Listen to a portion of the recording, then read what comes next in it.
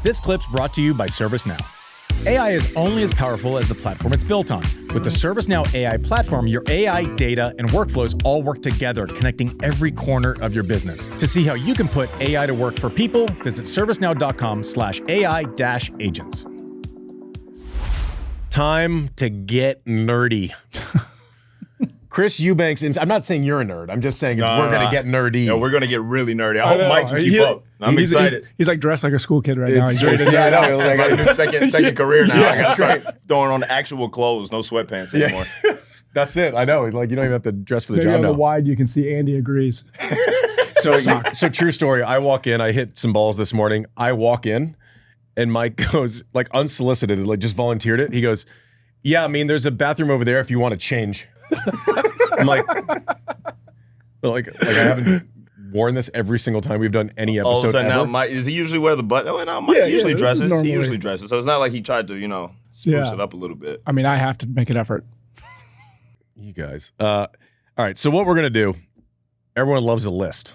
Yes. And Banks and I get into these conversations randomly when we're just either on text or talking in person where it's like, best forehands, why? All these just things that is like, we might as well just have one of those conversations, but with a camera on is kind of where we're at. So I think what we're going to do is this episode, Banks, I'm going to challenge you. I want your best forehands, and I'm going to give you my best forehands and explain kind of the criteria of timing and all that. We were talking about, because I think it's interesting the fact that you guys played in different eras, technically, right? Like you were ACC Player of the Year in 2017. He was getting inducted into the Hall of Fame in 2017. So you guys have spanned different eras. But I think that is a good guideline for your guys' own list, is like who have you played, but also who kind of spans each other's eras. Because I think your guys' tennis knowledge, also you can talk about both your eras. But for me, when I talk to you guys about this and other people, I want to understand a little bit more about like the technology gap before we get into that. Yeah, we'll get into all that. So is my cutoff? Let's just like I retired in 2012. Is that kind of my cutoff? Ish, yeah. So I have the guys that I played, and obviously some of those will leak into, some of them played through 2020 or still. I mean, I played Novak 9 times, and he's still going. So I'm sure there'll be some crossover, but he's not going to take, Lendl, and I'm not going to take Sinner. Right? Yeah. Is that the easiest way to explain it? I think so, right? And let's get into it, and we're not ranking him, we're just coming up with our... No, it's not a rank. It's just your guys kind of like 5-ish. Yep, no particular order. And some honorable just conversation. Mentions. Yeah, exactly. Now how do we want to do it? 1 for 1? Like I say one, he says one, or do you want me just to lift my skirt up and then he does the same thing? I think let's go 1 for 1 and see where it goes. I mean, what do you think? What do you want to do? I mean, I'm open to either one. I really want to get into the technology portion, but I want to talk about the era even before you. Yeah. Like that's one that I think the older generations, a lot of times they get forgotten about or they get kind of just dismissed. But there's some names, I think, in that 80s, 90s that need a bit of recognition, and I think people need to have the proper perspective. I included those. If I have up till 2012, I was not going to leave out a lot of those guys. Okay, all right. I'm excited about that one. Well, let's start there, though, because one of the guys who was like the first absolute Grim Reaper thumper forehand was Lendl. Yeah. Like, that was the era where Mac was coming in, Connors was hitting flat, but wasn't like just going Rip City on every ball, right? It was more of like a ball flight type thing. And Lendl comes in. He was the first guy people were coming in, and he was just tattooing him right in the chest, barreling with the ball in their chest. No apology, just straight shoulder, just turn around and start the next point. And I always felt like Lendl's forehand was a bit of the precursor for Pete's forehand to segue into it. Similar technique, high elbow on the backswing, racket head went up, and could just absolutely rope it if you allowed them to extend. You couldn't, not as much in here, like Pete in the inside-out forehand felt like he kind of would just elevate, but he would dare you to go into that do side. It's like, try it. And the moment you would, he could go over there, and because his backswing was so high, he could generate so much pace. So if I agreed Lendl, but I feel like Pete has to be in there because they're Pete was kind of like the version 2.0 of Lendl. He didn't try to tattoo guys in the chest as much. Yeah. But he had a rocket of a forehand, especially on the run. I feel like Lendl was the guy, and no disrespect to anyone earlier, because also he's one of the guys who was actually using a metal racket where you could actually create that sort of thing, right? Yep. Whereas like you go to like a Velos and he's not able to create the speed just because of technology. So Lendl was the first guy, at least that I saw where guys were coming in and they actually had to protect themselves against passing shots. 100%. Just barrel 100%. The ball. Obviously, Pete was, is he just baited you. He's like, I'd actually like to be striding into this as I take your head off. Yeah. And he would kind of protect. The other one that is like a no-brainer and completely changed the game in my mind with how you set up and what kind of real estate. Let's see if you're going to say it. Jimmy Arias? No. Wow. No. Arias is, I love Jimmy Arias. I also think tennis would look largely the same had he not played. Right? It's a fair point. It's just like the only reason I threw Jimmy in there. You're gonna be mad at me for a second until I tell you my person. Then you're gonna be like, okay, that's a different thing. Okay, fair. The only reason I like to give Jimmy some type of credit is because every older coach that I had always highlights Jimmy. I didn't see it up close. They just said he was ahead of his time. Rip City. He ripped the four. So I think, okay, Jimmy Arias must have had a nuke of a forehand. And everyone unanimously of the older generation always gives him credit. Well, Arias also, like, if you look at the way that he hit his forehand, and then you're going, oh my God, if you give this guy a tube of a racket and you put Lux in there, yeah, true. He would have been. His forehand was too early for his technology. Yeah, fair. And he still went Rip City. Fair. Now I'm talking a little bit about this person got to #1 in the world, won 4 slams. Oh, I know who it is. Go ahead. And he would scoot left, and he basically took what Lendl did and then said, like, the inside out control the entire dynamic. So much spin, too. Is Jim Courier. So much spin, Captain Courier. And he took it, like, inside of the ball. Like, he was able to just dominate that ad side of the court by just roping it just heavy. I would play him in, like, the senior tour events, like, where good tennis goes to die. But, like, topspin, yes, but he could take that thing flat as a pancake. It would almost like sail into the corner. It would land like a foot from the baseline and then just kind of eat up the court. Yeah. And he was the first one who was like hitting that flat one as he was still falling to the left. Right. He could fade to the left. Yeah. And he completely won 2 French Opens. He was the first one to kind of mitigate that, kind of high vamos spin and then just flatten it out and take him out on clay. Yeah. Like, he changed the real estate and how you kind of had to manage it, I think, earlier than anyone. And he was doing it with, an 85 pro staff. Well, again, technology plays a part, but I'm like, I feel like Jim, you put him on a clay court with a Bab, taking the high balls like that. Even, I felt like, he final Wimby, that side spin that you're talking about, the ball just shooting through on a grass court. When you're good is Jim always, when I'm with him, is like, oh man, I sucked on grass. The guys now are, he's so humble. He's like, I sucked on grass. I'm like, you final Wimbledon. I go, your career best result at Wimbledon was the same as mine. And I was good on grass. Like, don't take that away from me. If you're saying you did, then I suck too. Like, we can't do that. But yeah, he made the finals on grass. He doesn't even like grass. Have you hit with him with new technology? Does his ball still jump the same? He's 20 years older, but like, it's his forehand. He just, on top of being able to like rip city, right? Taking what Lendl did, his ability to just scoot his big ass into that left corner and then just kind of hold you there. And once he gets a hold of the rally, similar like when Rafa got a hold of a forehand, you weren't getting out of the pattern. Yep. He was kind of the guy to do that. Like, Andre can hit the inside out forehand, but he also wasn't trying to hide a backhand like Jim was. I mean, we talk about it all the time because we had this kind of a similar thing where I don't think we would say we were as talented as the guys we were trying to beat. He wasn't as talented as Pete. He wasn't as talented as Andre. He would tell you this isn't news. And we were both trying to hide a weakness with a forehand, right? And he just accepted it, did it, and said, this is where I'm going to make hay.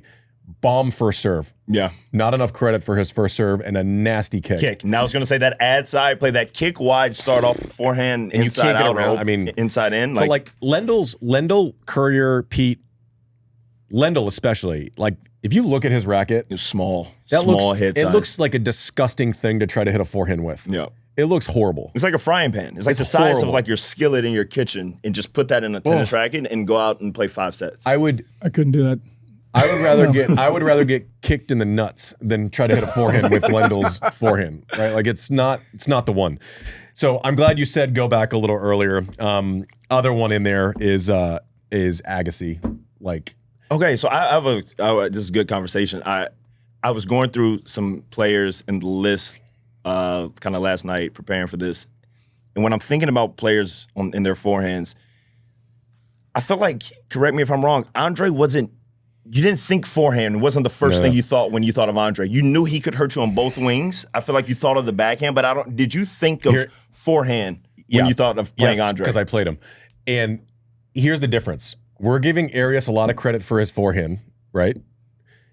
Because it was a lot better than the rest of his game. The rest of his game. You can't knock Andre for having a great backhand as well as a great forehand. Like you can't but also like this is an interesting conversation because how much do we value the ability to return off that side? He would pick you clean off. There were like 4 guys on earth when I first started and could throw 140 at him who could hit over. This is like before Luxilon and could take full swings. It was like Hewitt could do it, Safin could do it, Andre could do it. But Andre, if he picked your serve right, would hit clean winners off of like the forehand side. That has to be a factor. Like I know you're probably gonna say like Gasquet or like someone else when we get to backhands, but like if you serve massive to that side, they were floating a chip. It wasn't as if they were firming it up. Yeah. Like where Roger, like he would firm up a chip, and I think that factors in.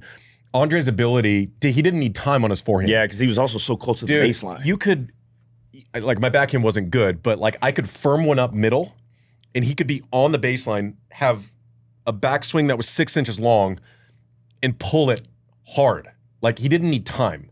And that's a skill set. It's not when both feet are under you and everything is perfect and go in Rip City. His ability to hit it both ways, control the middle of the court, steer it. I mean, we can't punish someone's forehand because their backhand is so like good. Arguably one of the best 2 or 3 of all time. Can you explain a little bit more about that positioning, being so close to the baseline and then having that short swing? Yeah, we have a conversation about Zverev a lot, and it's court positioning. People used to, the commentators would get on and be like, Andy should play up on the baseline all the time. I need time on both wings.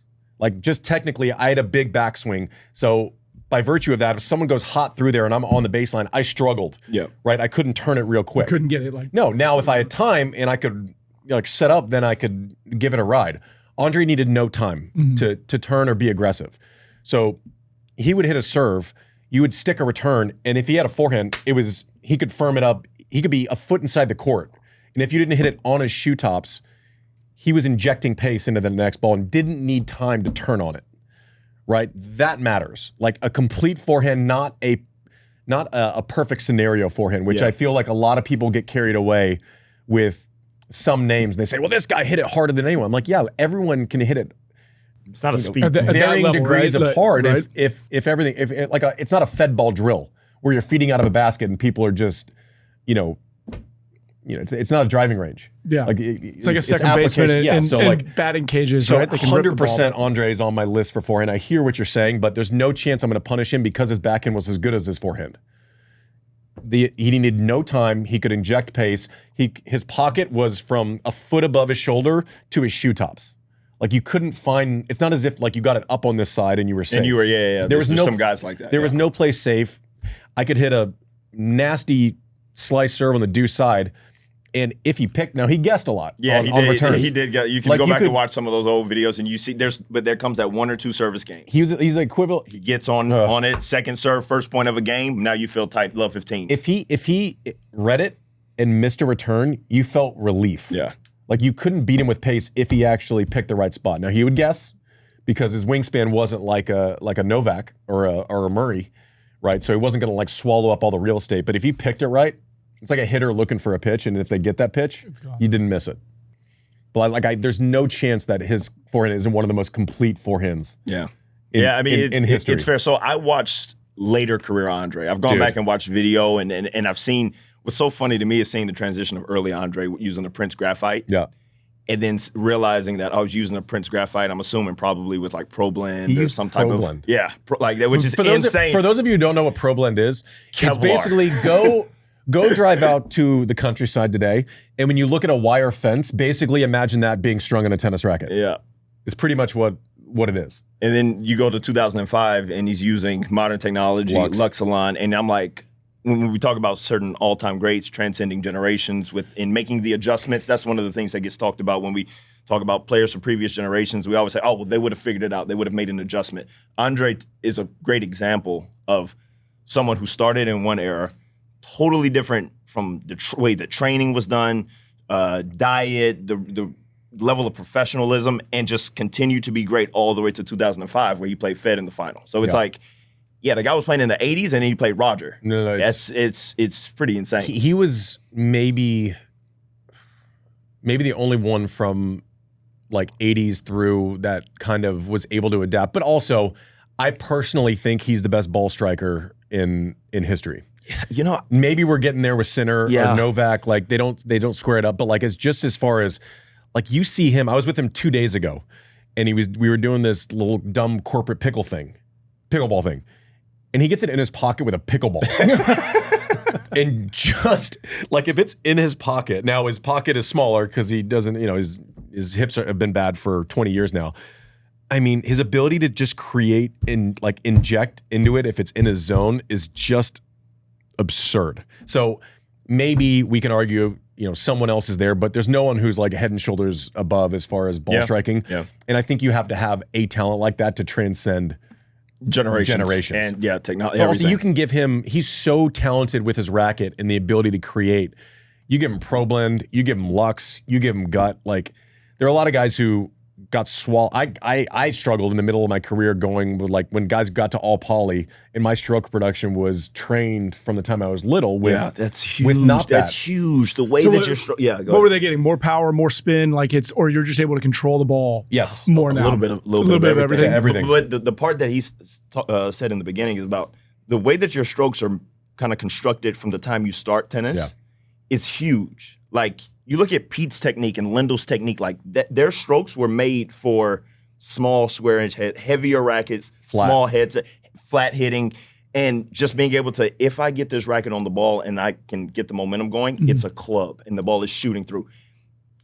I don't think Pete and Ivan would start those same mechanics if they started playing tennis in 2000. No. You can get a little bit more wrist into it. You can kind of maneuver the ball and create angle, create spin. So the stroke mechanics that started at the beginning of their careers goes all the way through the end. And for Andre to have that type of stroke mechanic with Pro Blend and then end his career with Luxilon and still able to control the ball and do anything he wanted, it's insane. He could have controlled it with a Louisville Slugger. Like he just so. Anyways, I know that he doesn't get put in the forehands list. I'm like, I don't get that at all. One of the best forehand returns of all time.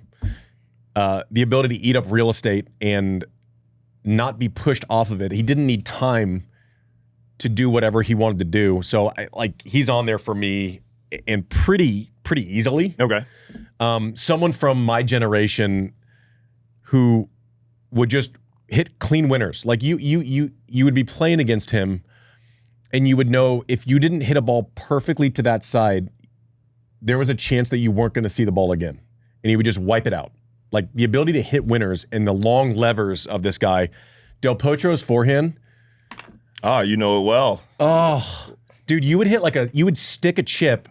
Like a lot of times when people have like a massive swing and take back, you can hit rush it. Well, you can hit like a silly, if you stick a chip, they don't catch up to it. It comes off a little squirmy.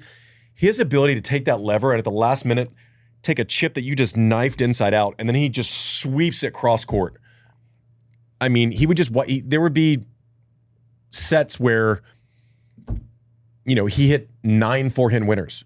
I remember playing him in DC one time, and it was 2009. I just lost the Wimbledon final, and we were playing in the finals of DC. It was hotter. It was like standing on the sun that day. One of those days in DC, and he was struggling. Like, we got to the third set, and I was in like great physical condition. I'm guessing he had probably just come from somewhere else, and like you could see he was struggling.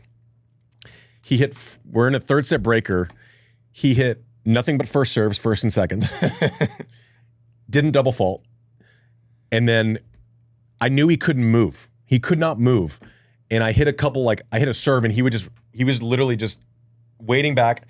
Hit 4 forehand winners on just slaps. I lose the match. You know how annoying it is to lose the match and then walk into the locker room and listen to the guy cramp for 2 hours? There's nothing. I could have played another 3 sets. Like, oh man, it is the worst. But he could just, and it's like I'm sitting there going, he can't move. And if he gets a forehand, I might not see it again. Like his forehand, one of the heaviest, biggest shots. I mean, he would play like big 3. He was one and if he doesn't get hurt, I don't know that he has the volume of Murray because his body didn't cooperate, but he along with Murray and Wawrinka are probably the only guys that I saw where on their best day they could take the racket out of the big three's hand with a weapon. I would throw prime team at various points in his career because I felt like he was one of the guys who had the power off both. It was forehand, backhand, just roping, but like the consistency that Delpo had. Like, even when he was out all of that time with the wrist injury, he would come back and get back to 3. He came back and was like top 5 in the world again. And it was like he could just sit out and not the best. He was a good mover for big guys, but not a good defender. Like he was, and we'll get into this maybe in another episode. We'll do probably best movement, but like there are guys who are really fast and there are guys who hit well on the run. Yeah. So like Delpo is never going to be accused of being faster or having great foot speed, but even when he was extended, like the ball could be 3 feet. He was able to still inject something into it. So he was great at hitting on the run, but not a great mover. Right. Which kind of should play into all of that. But Delpo had like a wipeout for him. Can you explain a little bit more about that? So you're saying on the run, he would still be able to generate the same pace and control, even if he was off platform. More. There are some guys who are like the fastest guys ever. Like James will listen to this and he'll be pissed. But like James would try to hit his way out of defense.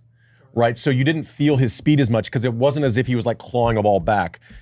Even though like in a 100-yard dash, he would lap me, right? But he didn't use his defense as much. Delpo, even when he was extended, could like pinch a backhand, get back into the court. Like he was really good on the run as opposed to being fast. Like James would lap him, and Delpo wasn't anywhere near as good a mover as James. But James, you didn't feel his defense because he just refused to play it. Sometimes Delpo could actually play defense and get back in, and you felt like he was like lurching and lunging, but like you were still kind of neutral. And then he would get back to that forehand. Yeah, it was like super annoying. And another thing too with the running forehand, a lot of times when players are running, they're defending, so they're a little bit behind the baseline, which means they got a lot more court and distance to work with. So they can, like Delpo used to have some crazy hard, flat running forehands, but if you look at it, a lot of them were when he was 7, 8 feet behind the baseline. If he, with that big backswing, knows he's got an extra 7, 8 feet to work with on the other side, he could just let it go. Yep. And so it's a little bit like we've talked a little bit about Medvedev, how that ball traveling at such a long distance. Daniil doesn't hit it as hard. If you add Delpo's speed to that type of like depth behind the court, when you're the opponent and it's coming in, you're like, and then you're stuck trying to lift it. So Delpo he used that to his advantage. He didn't defend well, but he could run. He could measure his steps. He could run them down. And because he was 8 feet behind the baseline, he's like, I got another 8 feet on the other side of the court to work with. And he was strong enough to actually just do it. Well, he was also, like you talked about, every person we've mentioned so far was great at timing their stride. Yeah. Like they didn't get pinched when they were on the run. They weren't like, it was like he would time, he gets pulled to his forehand, doesn't like playing defense, 3 long steps, and on that 3rd step, boom, he would just inject pace into it, and it would like, and he was strong enough, to Chris's point, to get it to sail 5 or 6 feet further when he needed to. So like he's not fast, but you didn't really like feel like he didn't come up with a lot of points because he was slow. Yeah. His levers were so long, and he was an intelligent mover, if not a fast one, right? But he's in there.